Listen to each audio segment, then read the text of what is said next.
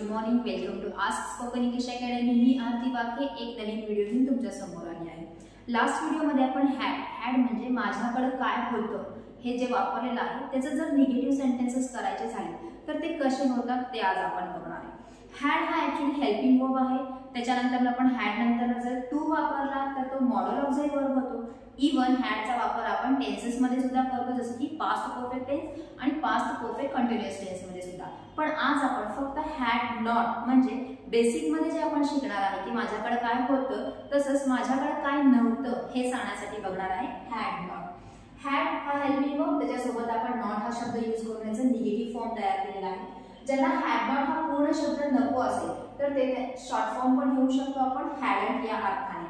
म्हणजेच प्रत्येक वेळेस हॅड नॉट घ्यायलाच पाहिजे असं नाही, तुम्ही हॅडंट हा सुद्धा शब्द घेऊ शकता।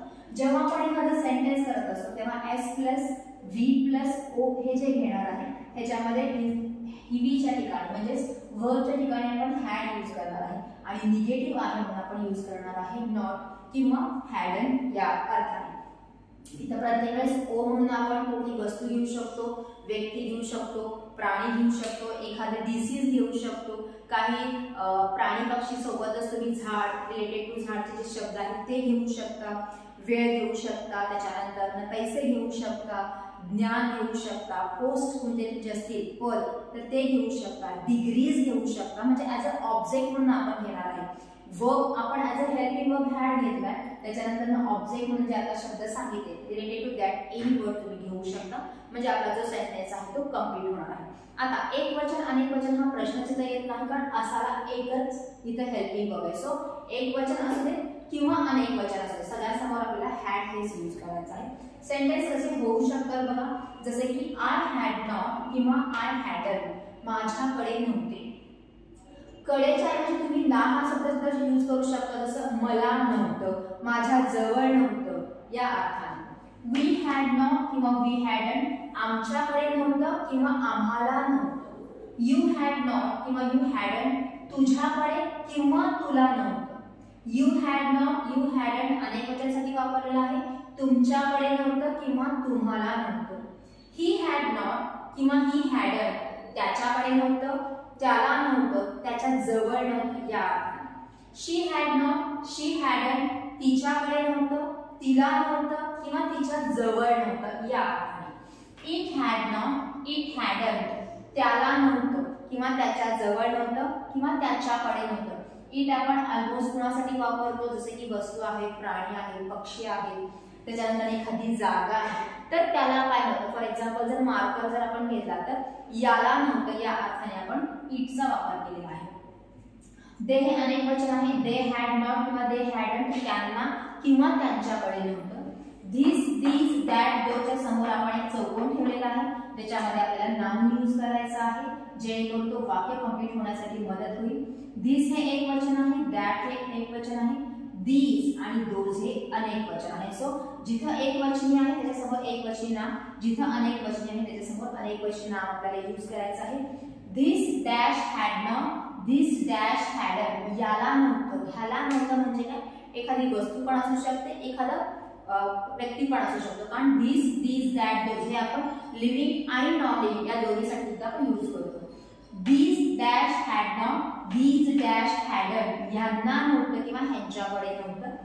That dash had not that dash hadn't, त्याला नव्हतं, आणि those dash had not those dash hadn't, त्यांना नव्हतं किंवा त्यांच्याकडे नव्हतं। मीन्स आपल्याला फक्त इथं ओ ऍड केला प्रत्येक ठिकाणी तर सेंटेन्सेस कंप्लीट होणार आहेत। For example I hadn't tension anything, मला कसलंही टेन्शन नव्हतं। वी हॅडंट तिकीट, आमच्याकडे तिकीट नव्हतं। दे हॅडंट सॅलरी लास्ट मंथ, त्यांना मागच्या महिन्यात पगार नव्हता। ही हॅडंट ग्रे हेअर्स, त्याला पांढरे केस नव्हते। शी हॅडंट लॉंग हेअर, तिला लांब केस नव्हते।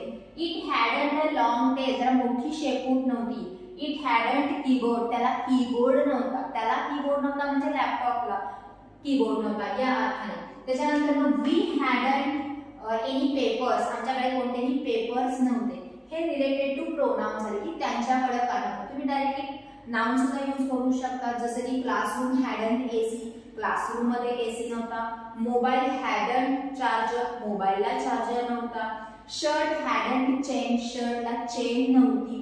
म्हणजे प्रोनाउन असले किंवा नाउन असले त्याच्यासमोर आपल्याला हॅडच यूज करायचा आहे ऍज इट इज अलोन. हा एकटाच असल्यामुळे सिंग्युलर आणि प्लुरल दोन्हीसाठी सुद्धा आपण तेच यूज करणार आहे. For example Sheela had not किंवा शीला हॅडंट, शीलाकडे नव्हतं. लॅपटॉप हॅड नॉट किंवा लॅपटॉप हॅडंट, लॅपटॉपला नव्हतं. प्लेयर्स हॅड नॉट किंवा प्लेयर्स हॅडंट, खेळाडूंकडे नव्हतं. टेबल हॅड नॉट किंवा टेबल हॅडंट, टेबलला नव्हतं. काय होतं काय नव्हतं हे सांगण्यासाठी आपण भूतकाळामध्ये हॅडचा वापर करतो. हॅड हे हॅव, टू हॅवचं भूतकाळी रूप आहे. सेंटेन्सेस करत असताना ते आपल्याला मदत करत असतं. इथं ॲज अ बेसिक छोटे छोटे वाक्य तयार करण्यासाठी आपण ह्याचा वापर करतो. इव्हन जेव्हा आपल्याला निगेटिव्ह सेंटेन्स करायचं असेल तेव्हा जर आपल्याला हॅडंट हा नको असेल तर even we can use did not have सुद्धा आपण यूज करू शकतो.